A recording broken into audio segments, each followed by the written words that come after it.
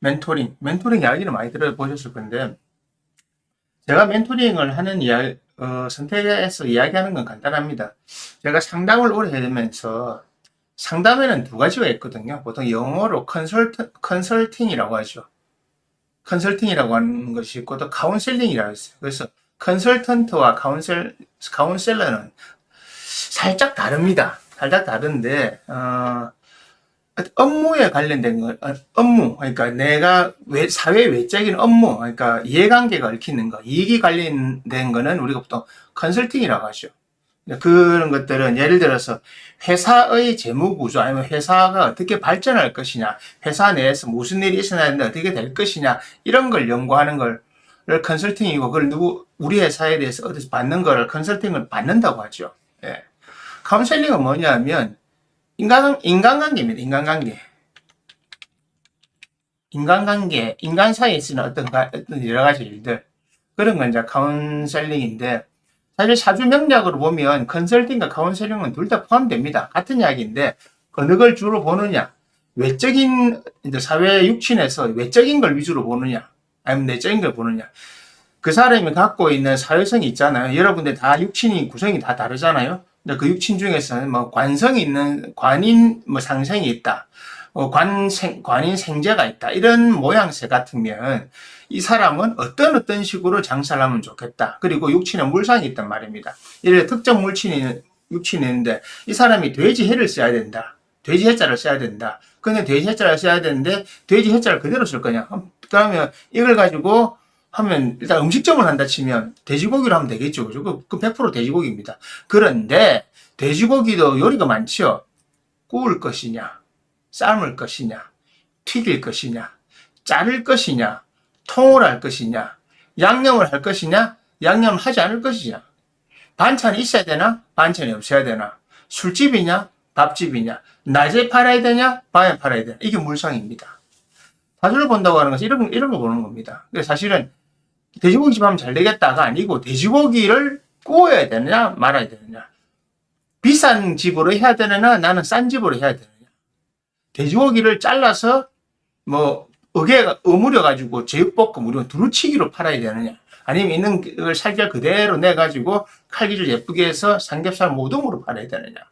이게 사주에서 이런 게 나옵니다. 이런 걸 보고 저한테 상담 오신 분 알겠지만 이런 걸 이야기해 드립니다. 제가 이런 것을 이야기하면 뭐가 됩니까? 컨설팅이 되죠. 그 다음에 이 안에서 예를 들어서 메뉴가 정해졌습니다. 그러면 그 메뉴를 할 때 삼겹살집을 해야 되는데 당신은 냉삼집을 합니다. 그럼 냉삼집을 하려면 어떤 식으로 접근해야 되고 사람 마음 어떤 식으로 접근해야 되고 당신이 어떤 태도를 가지고 있어야 되고 당신이 데리고 있는 사람들 같이 일하는 직원들과 인간관계를 어떻게 해야 되고 당신의 사주 모양은 육친이 이러이러하니까 이러이러 인간관계를 하셔야 됩니다. 당신 이걸 조심해야 되고 이걸 잘해야 되고 이런 부분은 장점이고 이런 부분은 단점이니까 이걸 이렇게 해야 되고 그게 카운셀링입니다. 사주 명리학으로 두 개 다 할 수가 있어요. 두 개 다 할 수 있는데 멘토링이란 건 뭐냐면 인간관계에서 일어나는 여러 가지 감정적인 부분에 대한 이야기예요. 사실 이게 좀 사람 크거든요. 대부분의 사람들은 인간관계 때문에 특히 고통을 많이 받고 힘들어합니다. 특히 여성분들이 제일 그렇죠. 자, 그래서 멘토링이라고 하는 건 특히 카운슬링이 다한 부분. 여러분은 인간관계를 어떻게 맺느냐, 그 인간관계를 맺어서 나가는 부분에 있어가지고 어떻게 해 나가느냐는 건데, 자, 오늘의 주제는 관계를 맺는 거 힘든 사람들이 있죠. 사람들과 관계 맺는 거 힘든 사람들이 있어요. 뭐냐면 어떤 사람은 쉬워요. 예를 들어서 전향적인 사람이나 사회관계를 적극적으로 하는 사람들 같은 경우, 그리고 자존감이 강한 사람은 관계 맺는 게 어렵지 않아요. 뭐 관계 맺으면 내 위주로 맺으면 되거든요. 내 위주로 그래 누구 만나면 내가 만나면 하면 만나서 이야기하면 되는 겁니다. 자존감 있는 사람들은, 센 사람들은 이야기하는 게 힘들어하지 않아요. 아무 이야기는 해서 네가 받아들이면 그말이고 안 받아들이면 뭐 많은 거고 이렇게 되는 거잖아요. 그런데 그 관계를 맺기 어려워하는 사람이 있어요. 뭐냐 하면 내가 자존감이 낮든 아니면 사회관계성이 낮든, 자존감이 세다고 해서 무조건 사회관계성이 좋은 건 아닙니다. 자존감이 세는데 특정 육친들 같은 경우는 자존감만 세요. 남하고 교류를 못해요. 그러니까 능력 있고 실력은 있는데 뭘 못해요. 남하고 뭘 하지를 못해요. 하지만 능력 있고 실력은 없지만 남하고 사회관계 잘하는 사람이 있잖아요. 제일 최악이 뭐겠습니까? 능력 있고 실력도 없는데 남하고 사회관계를 못하는 사람, 이 바로 해당되는 겁니다. 나는 왜 관계를 맺는 것이 힘들까? 다른 사람들에게 쉽거든요, 관계 맺는 것이. 관계 맺기의 시작점이 뭘까요? 관계. 여러분이 관계를 못 맺는 이유는 딱 두 개입니다. 1번, 1. 자존감. 2.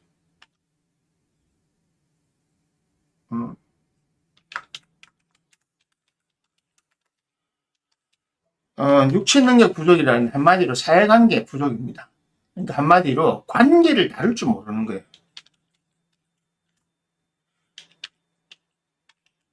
관계 다룸이 잘 안 되는 겁니다. 왜 이러냐면 여기 결국은 자존감에 해당되는 건데, 자, 먼저 자존감 부분을 먼저 말씀드릴게요.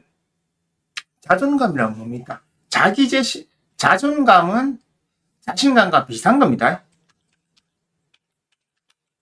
완전히 똑같은 건 아니지만 일단 자존감은 자신감과 비슷한 겁니다. 그래서 자존감이 높다고 하는 것은 자기 스스로에 대한 믿음이 높은 거예요. 자기 스스로에 대한 믿음이 높다고 하는 것은 어떤 능력적인 부분이, 내가 능력이 없는 자기 자신의 믿음이 높은 건 뭡니까? 그 대책 없는 거지만 그래도 자존감이 높기 때문에 시도를 한단 말입니다. 계속. 보통 관성이 있는 사람들은 관성의 모양이 이상하거나 하면 이렇게 해요. 관이 아무짝에 쓸모없는 관인데도 자꾸 뭔가를 해요. 그런데 자존감이 낮은 사람들이 문제입니다. 여러분이 자존감이 낮다고 하면요, 어떤 문제가 발생합니까? 자존감이 낮으면 항상 자신감이 없어요. 자신감이 없고 두려워해요. 두려움이 많거든요. 왜냐하면 나 자신에 대한 신뢰가 없기 때문에 그렇습니다. 두려움은 뭡니까? 뭘 잃어버리게 돼서 두려움이잖아요. 내가 누군가를 뭘 했는데, 아유, 그 사람과 관계가 안 되면 어떨까? 내 시간을 뺏기면 어떨까? 그 사람한테 욕을 들으면 어떨까? 그 사람이 날 싫어하면 어떨까? 그 모든 것에 대한 두려움이 다 있잖아요. 그 두려움 때문에 안 되는 겁니다. 정말 한 발짝도 못 나갈 거예요. 이런 사람이 정말 대부분입니다. 이런 사람이 정도의 차이가 있을 뿐 많습니다. 저 같은 경우는 저 두려움 자체가 없기 때문에, 원래 두려움 자체가 태어날 때부터 별로 없었던 데다가 사회생활 하면서 또 수행 공부를 하면서 더 없어지는 바람에 아예 없지만은, 그렇다고 제 사주 팔자가 딱 두려움 없는 사주가 아니에요. 하지만 그 두려움보다 다른 게 더 많기 때문에 두려움은 그것이 드러날 시간이 없는 거죠. 두려움이란 감정이 드러나기 전에 다른 게 먼저 드러나면 얘는 항상 나올 시간이 없단 말입니다. 지한테 기회가 안 주어지는 거예요. 그런데 자존감이 낮은 사람들은 이미 두려움이 이만큼 있어요. 그러다 보니 일단 모든 관계에서 주저주저하는 거예요. 자신을 잘 지켜보십시오. 내가 모든 관계를 맺을 때 일단 마음에서 일단 주저함, 스탑, 브레이크를 먼저 건다. 인성 있는 사람이 제일 강해요. 인성. 원래 글자 모양이 그러기 때문에. 그래서 두려움이 생기고 내가 손해볼까 생각되는 사람 있잖아요. 손해볼 것 같다. 그런 게 사실은 이제 제일 큰 거거든요. 왜냐하면 내가 누군가 관계를 맺으려고 할 때 내가 내 시간도 투자해야 되고 다른 시간도 뺏어야 되고 내 시간은 나한테 소중한 건데 괜히 이걸 했다가 손해보지 않을까. 나는 한다고 하는데 정말 자신이 한다고 하는데 자신이 원하는 만큼 인풋만큼 아웃풋 인풋이 안 되니까 나는 아웃풋을 했는데 나한테 인풋이 안 온다. 이런 거. 그런 것들이 바로 손해에 대한 생각이거든요. 손해에 대한 생각이 많다는 것은 반대로 뭡니까? 웃기죠? 손해에 대한 생각이 많다고 하는 것은 반대급부로 나는 이익에 대한 집착이 크다는 뜻입니다. 한마디로 나는 이해관계에 너무 밝다는 뜻입니다. 이해관계. 아니라고요. 손해를 보기 싫다고 하는 것은요, 내가 이익을 보고 싶다는 뜻이잖아요. 손해는 안 보고 싶다. 그럼 하여튼 내가 손해는 안 보고 싶다잖아요. 예를 들어, 저 같은 경우는 그럼 그냥 끊어보면 압니다. 간단하잖아요. 관계를 맺으면 시간과 돈이잖아요. 예를 들어서, 내가 누군가한테, 잘 하지도 않지만은, 술고기를 많이 얻어먹었다. 저를 얻어먹지도 않아요, 잘. 한 번 얻어먹으면 내가 두 번 사야 되기 때문에. 저는 제가 사는 게 좋기 때문에. 그걸 얻어먹었다. 그럼 내가 배 이상으로 해야 돼요.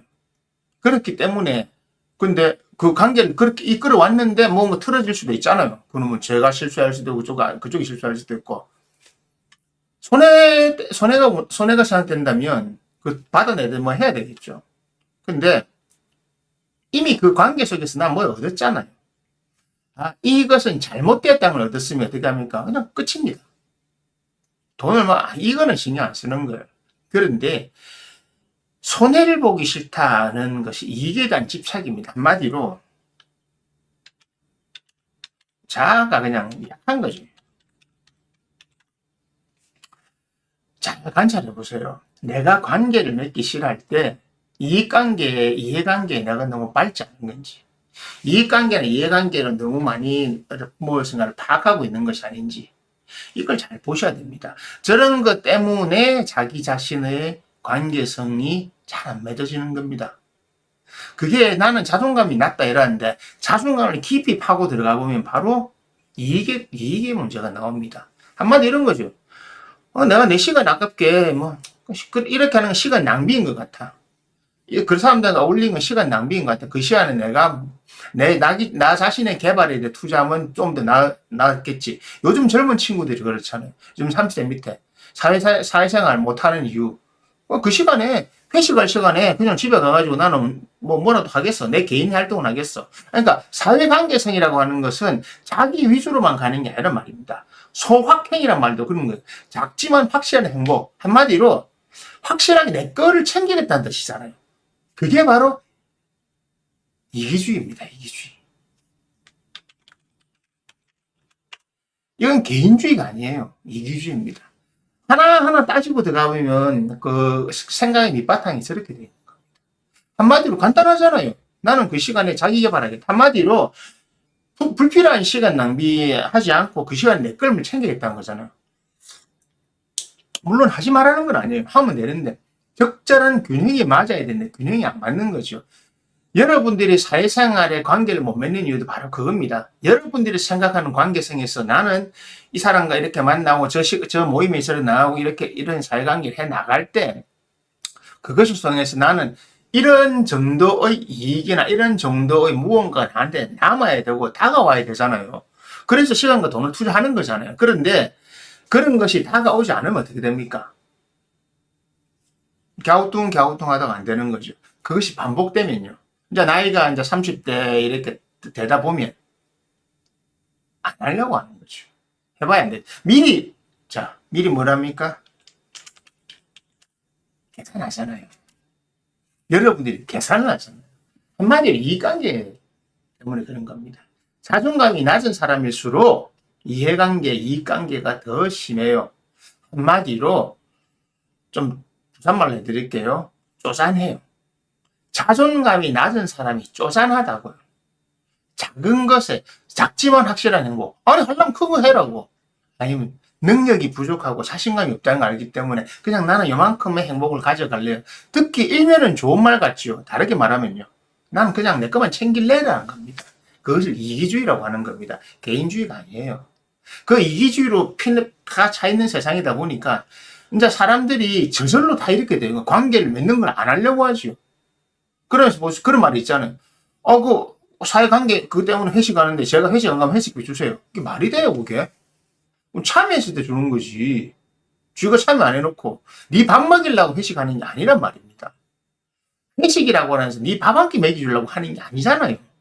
그걸 통해서 뭔가 다른 커뮤니케이션을 형성하려고 하는 건데 그 커뮤니케이션 형성한 거기에 들어오는 함께 하는 사람에게 그 시간을 우리가 뺏어 왔기 때문에 우리가 그 시간을 할당 받았기 때문에 그만큼의 무언가를 제공해 주는 거잖아요. 이걸 근데 단순한 지 논리로만 생각하는 거예요. 그런 사람이 많다 보니까 점점 더 그런 취향으로 가다 보니까 여러분들이 관계 맺기를 두려워하는 겁니다. 그리고요, 자존감이 낮은 건 어떻게 되는지 아세요? 어릴 때부터도 나옵니다. 자존감이 낮은 경우는요, 부모가 나보다 능력이 뛰어났든지 아니면 부모가 나보다 능력이 못해가지고 부모의 능력이 모자라면요, 자식의 자존감을 키워주지 못해요. 왠지 아세요? 아니, 부모가 자존감 없는 행동을 늘 하고, 자식이 그걸 보고 자랐는데 자존감이 뭔지 어떻게 합니까? 여러분들 자기 자식을 앉혀놓고 아니면 자기 자식을 대화하면서 자존감, 자신감을 가져야 되는 문제를 단순히 해 아니고 정말 대화를 통해 인식시키고 가족 관계를 통해서 자존감이 뭔지, 자신감이 뭔지, 사회관계를 어떻게 해야 되는 건지 부모로서, 아버지로서, 어머니로서 그런 관계를 해준 적이 있습니까? 밥 잘해주고 뭐 좋은 거 사주고 학원비 잘 대주고 용돈 잘 주고 그냥 아이고 공부하는데 다른 신경 안 쓰게 하면 그게 부모 역할 다 하는 건 줄 압니까? 아니요. 갈수록 능력 있는 사람과 능력 없는 사람이 격차가 많이 나는 이유는 바로 그겁니다. 가정교육에서 이것이 안 되기 때문에 그런 겁니다. 결국 자존감이 낮다고 하는 것은요, 부모도 능력이 부족하고 자존감이 부족하기 때문에 자식에게 못 가르치는 겁니다. 결국 자존감이 많은 사람들이 어울려 다니니까 문제입니다. 그것을 우리는 뭐랍니까? 서민들이라고 하죠. 서민들. 그래서 자존감이라고 하는 것은요, 나 스스로가 나를 믿는 힘이 있어야 됩니다. 나라는 존재를 인정하고 나라는 존재를 챙겨볼 수 있어야 됩니다. 그것은요, 이게 내 것만이 아니고요, 내가 어떤 사람인지를 보라고 하는 겁니다. 물론 사주육신에서 자존감이 높지 않은 사람이 있어요. 그 사람은 어떻게 할 수가 없지만 그렇지 않은 경우는 자존감을 높일 수 있단 말입니다. 그 자존감을 높이는 것이 1번입니다. 1번. 그 자존감을 높인다고 하는 것은 간단합니다. 여러분들이 자신에 대한 능력을 세세하게 알아야 됩니다. 확실하게 알아야 된다고요. 여러분들이 여러분들의 능력을 정확하게 모르면요, 불필요한 자존감이 생깁니다. 왜 내를 무시하냐고. 무시하는 게 아니고 당신이 무엇을 못할 때는 못한다고 말하고 누군가가 말해줄 것이고 당신은 나는 그걸 못합니다라고 인정을 해야 되는데, 요즘 애들은 뭐 어떻게 해요? 뭔가 지적받는 것 자체를 싫어하잖아요. 내한테 뭔가 누군가 의견을 내는 자체를 싫어하잖아. 그러면서 지는 것도 해요. 댓글이나 이걸로. 하면 바로 튀어나오고 서로 싸우잖아요. 네가 받기 싫으면 남한테도 말 안 해야 되는데 나는 듣기 싫고 지가 지적하는 건 맞다고 하잖아요.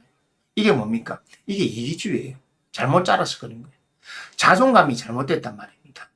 자존감이라고 하는 것은 자기 자신의 능력을 정확하게 알아서 못하는 것은 못하니까 이거는 내가 남한테 이런 이야기를 들어도 돼. 하지만 내가 잘하는 것은 지적인 기반이 딱 갖춰지고 남한테 의견을 제시해주고 남에게 이야기할 수 있는 겁니다. 그러면 이것은 당연한 겁니다. 자연스러운 겁니다. 그래서 자존감이 낮은 사람은요, 1번 자신의 능력을 정확하게 알아야 됩니다. 자신의 능력을 확실하게 알아야 됩니다. 아는 것입니다. 여기서 나옵니다. 자신의 능력과 자신의 힘을 정확하게 모르기 때문에요. 여러분들이 그걸 모르기 때문에 내가 확실히 아는 것이 있으면 그는 간섭을 하거나 이야기를 해도 말에 힘이 실려요. 내가 정확하게 알고 확실한 거를 누구에게 말했는데 그 사람이 못 받아들이면 그 사람의 잘못이지 여러분의 잘못이 아니에요. 하지만 내가 확실하지 않고 내가 어설픈 것을 가지고 누군가에게 말을 했을 때 사람한테 안 통하는 것은 당신이 잘못한 게 맞습니다. 그러니까 이 자존감을 높인다고 하는 것은요, 나 자신을 아는 겁니다. 제가 멘토링이랑 할 때 사람을 만나서 하는 이유는 바로 그겁니다. 당신이 지금 이거 능력 분석해 주는 거죠. 이건 잘하고 이건 못하고 이건 이러고 할 거니까 보통 운명이 꼬인 사람들 어떤 사람이 많은지 아세요? A를 잘하고 B를 못하는데 이게 잘못 이해하고 A를 못하고 B를 잘한다 생각하고 DB 쪼는 거예요. 부산말로. 엉뚱한 짓을 하고 있는 거예요. 많습니다. 많아. 진짜 많습니다. 사주팔자 운명이 꼬이는 이유가 바로 거기가 대부분입니다. 자유의지 때문에 그렇죠. 왜? A가 A를 해야 되는데 B가 더 있어 보이거든요. B를 하면 좀 더 나에게 이익이 될 것이 보이기 때문에 B로 다 따라가시 하고 있는 거예요. 자신의 능력을 제대로 못 살리는 거죠. 자신의 특기를 못 살리는 겁니다. 멘토링이라는 건 딴 거 아닙니다. 자신의 능력을 보는 겁니다. 그래서 여러분 중에 자존감이 낮다면 그 자존감을 높일 수 있는데 자신의 능력을 잘 보면 됩니다. 근데 이거 왜 혼자 못하냐고 간단하죠. 자기가 혼자 자기가 볼 때는 자기가 잘한다고 생각하거든요. 근데 이걸 뭐 심리 분석 도구나 여러 가지 그냥 단순히 사회생활하는 걸로 보는 게 아니고 방법이 여러 개가 있잖아요. 일단 사주를 보고 그 사람을 파악한 다음에 타로나 뭐 MBTI를 통해 가지고 그 사람을 점점 분석할 수 있는 거고 그런 걸 분석에 들어가면서 분석해서 그 사람이 인식시키고 그 사람이 인식이 되고 나면 조금 해 나가고 그리고 이걸 사람들은 사주 보러는 것도 마찬가지로 한 번 딱 보고 와서 1년 후에 또 오고 이랍니다. 그동안 무슨 일이 왜 여러 가지 일이 있는데 자기는 나중에 잘 안 됐다 이거죠. 선택을 자꾸 그러니까 정말 제가 그 사업하시는 고객들은요 거의 한 달에 한 번, 두 번도 봅니다. 쓸 때는 두세 번도 봅니다. 일 있으면 연락이 와요. 이건 이런 문제. 미리 이야기했지만 상황이 이래 됐는데 이건 아닌 것 같다 하지 마라 이러는데 대부분 손님들은요 어떻게 하는지 압니까? 1년에 한 번 봅니다. 1년에 한 번 보고 와가지고 그러니까 사주라고 하는 것을 1년에 한 번 특별할 때 보는 거라고 생각하는 거예요. 그러다 보니까 그 사람이 사람 발전이 없는 거예요. 왜냐 사주 보는 돈 아깝다고 생각하는 거지. 그래서 참 웃기죠. 사주를 본다고 하는 것은요 1년에 한 번 보는 게 아니에요. 그때 일이 있을 때 왜냐하면 본인이 A, B, C가 있는데 A라는 길을 계속 가는 게 아니잖아요. 중간에 자꾸 딴짓을 한단 말입니다. 그래서 자꾸 봐야 되는 건데 그래 말하면 이 사람 자꾸 여러 번 보게 해갖고 돈 벌려고 하나. 그렇게 생각하면 안 와도 됩니다. 생각하는 수준이 그거밖에 안 되니까요. 근데 사주라고 하는 것도 마찬가지지만 멘토링은 것도 마찬가지입니다. 계속적으로 대화를 통해서 일하고 있는지 체크를 해야 되죠. 체크. 금쪽이 같은 거 상담하는 것도 마찬가지잖아요. 한번 솔루션 주면 됩니까? 그 뒤로 체크 해봐야 되잖아요. 체크 안 해보면 안 됩니다. 그런 겁니다. 여러분의 그 삶의 모양을 바꾸고 싶다면 여러분의 능력을 잘 보세요. 내가 관계를 못 맺는다면 이번은 다음 시간에 하겠습니다. 오늘 1번 자존감 부족입니다. 자존감 부족은 내가 잘 할 수 있는 무엇이 있는데 그것은 못한다. 왜? 내 능력을 정확하게 파악하지 못했기 때문에 자기 자신, 너 자신을 나에게부터 시작한다. 내 능력을 정확하게 파악하는 것부터 자존감 회복이 시작되는 겁니다. 내 능력을 정확하게 알지 못하면요 자존감이 회복되는 게 아니고요 오만함, 교만함 아니면 그냥 무식해지는 거예요. 그냥 지가 잘났다고 되는 거예요. 자존감 회복이 아니고 잘난 체가 되는 겁니다. 잊지 마십시오.